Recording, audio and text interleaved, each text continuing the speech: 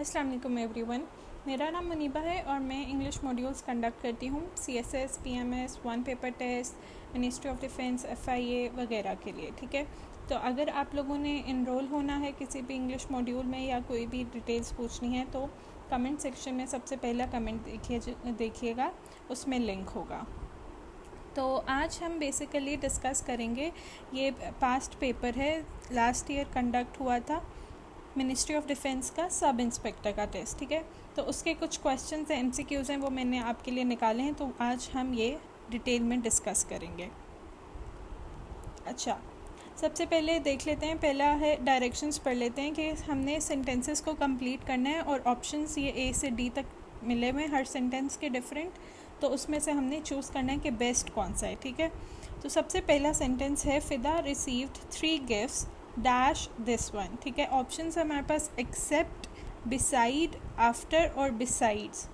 अच्छा, एक्सेप्ट का मतलब होता है कि इसके अलावा। ठीक है, लेकिन अब सेंटेंस में अगर इसको लिखें Fida receive 3 gifts except this one, तो समझ नहीं आएगी, मतलब कोई इसकी सेंस नहीं बनेगी उस तरह से।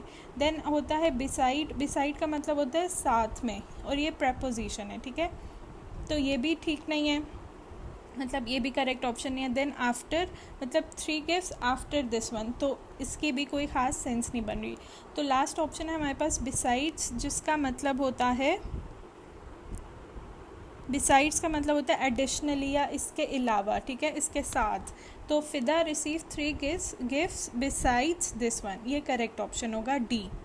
अच्छा, नेक्स्ट सेंटेंस पढ़ें। I have no objection dash the proposals made by Arif. Option हमारे पास 2, फॉर, अगेंस्ट, अबाउट। अच्छा, अब फॉर और अबाउट में तो आपको होगा, कंफर्म होगा कि फॉर और अबाउट नहीं आएगा, ऑब्जेक्शन फॉर या ऑब्जेक्शन अबाउट। ठीक है, लेकिन अगर आप लोग, हो सकता है आप कंफ्यूज हों कि ऑब्जेक्शन 2 आएगा या ऑब्जेक्शन अगेंस्ट आएगा।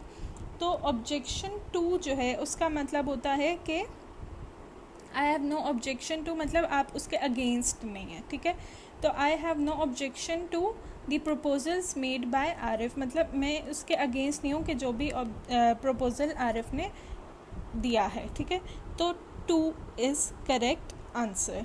अच्छा, नेक्स्ट पढ़ें, काफ़ी आसान है, आप लोगों ने किया हुआ भी होगा और आपको डिफरेंस भी पता होगा। Columbus dash America more than 400 years ago. ठीक है, एक्सपीरियंस्ड, इन्वेंटेड, डिस्कवर्ड और क्रिएटेड। एक्सपीरियंस्ड का मतलब आपको पता है कि एक्सपीरियंस किया हुआ हो किसी ने। ठीक है, किसी का तजर्बा हो, तो कोलंबस एक्सपीरियंस तो नहीं करेंगे अमेरिका को। देन नेक्स्ट है इन्वेंट। इन्वेंट हम कोई चीज़ करते हैं स्क्रैच से, मतलब कोई चीज़ एग्जिस्ट नहीं करती और फिर हम उसको इन्वेंट करते हैं, तो अमेरिका इन्वेंट भी नहीं हो सकता क्योंकि वो कोई प्लेस है। देन डिस्कवर्ड, डिस्कवर का मतलब है कि उसको उन्होंने दरियाफ्त किया। ठीक है, इन्वेंटेड होता है ईजाद करना और डिस्कवर्ड होता है दरियाफ्त करना। तो और नेक्स्ट है क्रिएटेड, तो क्रिएट भी नहीं किया अमेरिका को, तो डिस्कवर्ड करेक्ट ऑप्शन है। Columbus discovered America more than 400 years. अच्छा, नेक्स्ट वन है if I dash worked hard I would have passed. अब ऑप्शन है हमारे पास would have, had, should have और हैव। इसके लिए मैं आपको थोड़ी सी चीज़ बता दूं कि ये कंडीशनल सेंटेंसेस में आते हैं। ठीक है, हमारे पास 3 कंडीशनल सेंटेंसेस होते हैं। अगर आपके पास पेन पेपर है तो प्लीज़ लिख लीजिए, अगर नहीं है तो वीडियो को पॉज करें और फिर पेन पेपर ला के और फिर लिखें। फर्स्ट कंडीशनल सेंटेंस होता है कि इफ़ वर्ड आता है। ठीक है, जैसे यहाँ पे इफ़ है, देन आगे प्रेजेंट सिंपल में लिखी हुई होगी कोई भी चीज़, फिर विल आएगा और फिर वर्ब की फर्स्ट फॉर्म आएगी। ठीक है, देन सेकेंड कंडीशनल होता है इफ़ आता है, देन सिंपल पास्ट सेंटेंस होगा, उसके बाद वुड आएगा और वर्ब की फर्स्ट फॉर्म होगी। और थर्ड कंडीशनल हमारे पास होता है जिसमें इफ़ के बाद पास्ट परफेक्ट आएगा और फिर वुड हैव आएगा और पास्ट पार्टिसिपल आएगा। तो इसमें भी हमारे पास यही वाली थर्ड कंडीशनल वाली एग्जाम्पल है, if I dash worked hard I would have past. तो यहाँ पे करेक्ट ऑप्शन कौन सा होगा इसके साथ, if I had work hard I would have past, क्योंकि मैंने आपको बताया कि पास्ट परफेक्ट आएगा, प्रेजेंट परफेक्ट नहीं आएगा। ठीक है, तो इफ़ के साथ पास्ट परफेक्ट तो हैड ही लगेगा, तो हमारा B ऑप्शन करेक्ट होगा। अच्छा, नेक्स्ट सेंटेंस देखें, the farmer distributed the apples dash the 4 boys. ये थोड़ा सा इंटरेस्टिंग है। पहला ऑप्शन है इन। अच्छा, the farmer distributed the apples in the 4 boys. ये तो इनकरेक्ट है कि मतलब उनके दरमियान हमने करना, ठीक है। नेक्स्ट है बिटवीन। बिटवीन का मतलब होता है उनके बीच, तो farmer distributed the apples between the 4 boys, ये भी इनकरेक्ट हो जाएगा। उसके बाद है अमंग या टू, तो distributed the apples to the 4 boys नहीं होगा, गेव एप्पल्स होता तो फिर हम कर सकते थे कि टू आ सकता था, ठीक है। तो करेक्ट ऑप्शन कौन सा है? C, the farmer distributed the apples among the 4 boys. अच्छा, नेक्स्ट सेंटेंस पढ़ें। Dash my mother I prefer to watch old movies instead of the new ones. तो इसमें हमारे पास ऑप्शंस हैं एज, नॉट अलाइक, लाइक और alike. As my mother I prefer to watch old movies instead of new ones, इसकी कोई sense नहीं बन रही। फिर नॉट अलाइक, ये भी नहीं कोई सेंस बनाएगा कि नॉट अलाइक माई मदर, मतलब मैं कहना चाह रही हूँ कि लाइक मेरी अम्मी की तरह, ठीक है। तो like my mother I prefer to watch old movies instead of the new ones. Alike का मतलब होता है एक जैसे, तो मैं कहना चाह रही हूँ कि उनकी तरह, तो लाइक होगा, ठीक है। Next sentence, we have been working on this problem dash since what. अब ये इनकम्प्लीट है तो हमें पता नहीं है, अगर होता सिंस येस्टरडे या सिंस मंडे इस तरह से तो फिर भी हम ये इसको ऑप्शन को देख सकते थे, तो ये तो हो गया गलत। इसके बाद है प्रॉब्लम 2 डेज़, अब ये भी कोई सेंस नहीं बता रहा, इनकम्प्लीट है। उसके बाद फॉर 2 डेज़ और फ्रॉम 2 डेज़। अच्छा, फॉर 2 डेज़ ठीक हो सकता है, क्यों? क्योंकि हम ड्यूरेशन के लिए फॉर यूज़ करते हैं, जब हमें पता हो कि कोई कंफर्म है, लिमिटेड ड्यूरेशन है और वो कंफर्म है कि इतना टाइम, ठीक है, तो उसके लिए हम फॉर का यूसेज करते हैं। तो यहाँ पे फॉर 2 डेज़ करेक्ट होगा, फ्रॉम 2 डेज़ नहीं होगा, ठीक है। तो इसका करेक्ट ऑप्शन है B, we have been working on this problem for 2 days. अच्छा, इसके बाद अब ये कुछ वर्ड्स हैं, इसके हमने ऑपोजिट बताने, ठीक है, ऑपोजिट्स बताने। तो सबसे पहले मैं आपको साथ साथ इसके मीनिंग्स भी बताऊंगी, क्योंकि आपको अगर मीनिंग्स पता होंगे तभी आप उसका ऑपोजिट बता सकते हैं, ठीक है। तो सबसे पहला है परसिक्यूट। परसिक्यूट का मतलब होता है हरास या अनोय, ठीक है। हरास मतलब हरासा करना या फिर अनोय तंग करना। तो ऑप्शन है हमारे पास अफ्लिक्ट, एक मिनट सॉरी, अच्छा, ऑप्शन है हमारे पास afflict, torture, comfort, harass. Harass तो हरास ऑपोजिट तो नहीं हो सकता दोनों, तो ये तो पहले ही गलत हो गया। अच्छा, अफ्लिक्ट का मतलब होता है मुसीबत, तो ये भी नहीं हो सकता। देन टॉर्चर का भी मतलब होता है तंग करना बहुत ज़्यादा बुरी तरह से, ठीक है। तो कंफर्ट जो है वो करेक्ट ऑप्शन होगा परसिक्यूट का ऑपोजिट। देन नेक्स्ट है सेंशर मीन्स रिब्यूक करना, रिब्यूक या डिसअप्रूवल, ठीक है। तो रिब्यूक भी गलत हो गया। फिर नेक्स्ट है प्रेज, फिर क्रिटिसाइज और कंडेम। क्रिटिसाइज और कंडेम भी हम तभी करते हैं जब हमें कोई चीज़ अच्छी नहीं लगती। कंडेम का भी मतलब होता है कि गलत, मतलब वो बोलना कि नहीं ये सही नहीं है चीज़, ठीक है, कंडेम करना। तो ये भी नहीं ऑप्शन हो सकता, क्रिटिसाइज भी नहीं।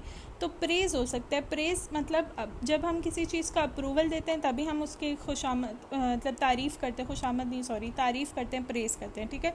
तो प्रेज करेक्ट ऑप्शन है। अच्छा, नेक्स्ट पढ़ें प्रिलिमिनरी। प्रिलिमिनरी का मतलब होता है कोई चीज़ कभी जब स्टार्ट होने लगे तो उससे पहले किसी की प्रिपरेशन स्टार्ट करना, ठीक है। तो प्री से आपको पता होगा पहले का सेंस दे रहा है, ठीक है। इसका जो प्रीफिक्स है प्री, PRE, इसका मतलब है पहले। तो बिगनिंग तो नहीं हो सकता, ठीक है, बिगनिंग का भी मतलब होता है शुरू में। फिर फॉरमोस्ट का मतलब होता है, फॉरमोस्ट का भी ये मतलब होता है कि स्टार्टिंग में, सीरीज़ के स्टार्ट में कोई चीज़ करना। कंक्लूडिंग हो सकता है। और प्राइमल भी मतलब स्टार्टिंग, प्राइमरी से निकला है, ठीक है। तो कंक्लूडिंग ठीक है, क्योंकि कंक्लूड हम कब करते हैं, जब चीज़ को ख़त्म करूँ, एंड करूँ, जैसे हम कहते हैं कंक्लूडिंग रिमार्क्स, ठीक है। तो प्रिलिमिनरी का ऑपोजिट कंक्लूडिंग होगा। अच्छा, नेक्स्ट है बेटर मीन्स बेहतर, ठीक है। तो बिटर क्या होता है, कड़वा, तो ये भी नहीं हो सकता इसका ऑपोजिट। देन बैड मतलब बुरा, गुड मतलब अच्छा, और वर्स मीन्स बदतर, जैसे हम उर्दू में कहते हैं। तो बेहतर का हमें पता है कि ऑपोजिट बदतर होता है, तो ये करेक्ट ऑप्शन होगा, मतलब वर्स। अच्छा, नेक्स्ट है एम्बिगुअस। एम्बिगुअस मीन्स अनक्लियर या नॉट क्लियर, ठीक है। तो क्योर, क्योर तो मतलब होता है किसी चीज़ की वो, जैसे हम कहते हैं कि इस डिज़ीज़ की क्या क्योर है, मतलब उसको इलाज, ठीक है, तो वो भी नहीं हो सकता। देन सेकुलर, वो भी नहीं आ सकता। क्लियर आ सकते, क्योंकि मैंने बोला कि एम्बिगुअस का मतलब अनक्लियर होता है, तो क्लियर करेक्ट है। और अपलॉज भी मतलब होता है तारीफ़ करना, तो वो भी गलत है, मतलब तालियां बजाना, अपलॉज, ठीक है, जब तारीफ़ करते हैं तभी तालियां बजाते हैं ऑब्वियसली। अच्छा, नेक्स्ट है डेकोरेटिव। डेकोरेटिव मीन्स किसी चीज़ को डेकोर करना, ठीक है, उसको कॉम्प्लिकेटेड बनाना। तो डायरेक्ट नहीं हो सकता इसका ऑपोजिट, देन वेरिएबल भी नहीं हो सकता, प्लेन और स्ट्रॉन्ग। अब स्ट्रॉन्ग भी नहीं हो सकता डेकोरेटिव का ऑपोजिट, तो प्लेन करेक्ट है, कि प्लेन मतलब चीज़ जो बिल्कुल सादी सी चीज़ है, ठीक है, तो प्लेन इज़ करेक्ट ऑप्शन। उसके बाद ड्रॉप, ड्रॉप का मतलब गिरना। तो रीगेन, रीगेन अब यहाँ पे क्यों नहीं हो सकता रीगेन, आप सोच रहे होंगे कि रीगेन आ सकता है, तो रीगेन क्यों नहीं होगा, कि रीगेन का मतलब होता है दोबारा से उठना, ठीक है, तो ड्रॉप मीन्स गिरना एक ही दफ़ा, तो दोबारा से उठना नहीं हो सकता, तो ये गलत है। इसके बाद प्रोग्रेस, प्रोग्रेस का मतलब कि अच्छा होना, बेहतरी की तरफ जाना। देन राइज एंड मूवमेंट, तो ड्रॉप का राइज करेक्ट होगा कि उठना, ठीक है, या बढ़ना, चढ़ना, इस तरह से, तो राइज करेक्ट है। उसके बाद ग्रेचुइटी। अच्छा, ग्रेचुइटी का मतलब मैं आपको बता दूं, आप में से ज़्यादा लोगों को नहीं पता होगा। ग्रेचुइटी मतलब होता है कि ऐसा सम ऑफ मनी जो एम्प्लॉयमेंट के एंड पर, जब एम्प्लॉयमेंट आपकी ख़त्म होती है तो आपके एंड पे जो आपको मिलते हैं, पैसे मिलते हैं, तो उसको ग्रेचुइटी कहते हैं, ठीक है। इसके साथ अब ऑप्शंस है एन्युइटी, स्पेंड, डिस्काउंट और वेजेस। तो एन्युइटी का मतलब होता है एनुअली जो हमें फिक्स्ड पैसे मिलते हैं, मतलब एनुअली, एन्युइटी एनुअली से निकला है, मतलब हर साल के एंड में, ठीक है, तो हर साल के एंड में जो पैसे मिलते हैं उसको बोलते हैं annuity. Then spend, spend means खर्च करना। फिर डिस्काउंट है हमारे पास option, discount means deduction, usual जो कॉस्ट होती है, एक्चुअल प्राइस होती है, उसमें से कोई डिडक्शन करके, कि जैसे इसमें 50% डिस्काउंट है, सेल्स में आपको पता होगा 50% डिस्काउंट है, 20% उस तरह से, ठीक है, तो डिस्काउंट भी ऑप्शन नहीं हो सकता है। देन वेजेस है, वेजेस होती हैं जो डेली बेसिस पे पेमेंट मिलती है या वीकली बेसिस पे, मोस्टली डेली वेजेस ही होती हैं। तो ग्रेचुइटी जो है at the end of employment है, और वेजेस आप कर लें कि डेली बेसिस पर है, तो कौन सा करेक्ट ऑप्शन होगा, वेजेस, ठीक है। थैंक यू, बस आज के लिए इतना ही था। ओके, टेक केयर, अल्लाह हाफिज़।